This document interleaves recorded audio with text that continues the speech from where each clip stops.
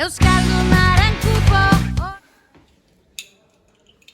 Bueno, ni hau bizi izango naiz, eta nire erronka ika egite izango da. Da Euskaraldia, ni izango naiz belarri prest, beti prest, hitz egin dezazuela euskaraz. Iritsi da Euskaraldia eta ni ere hau bizi.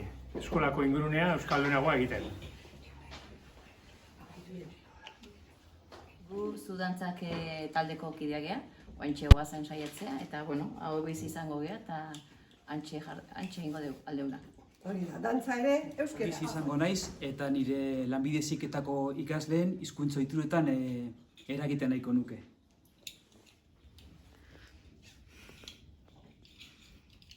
Ni hau bizi izango naiz, Euskal Eskola Publikoa euskalduntzeko. Gu hau bizi izango gea. Eta 15 egun hauetan ariketa ondo egiten saiatuko gea. Esazu hitz bat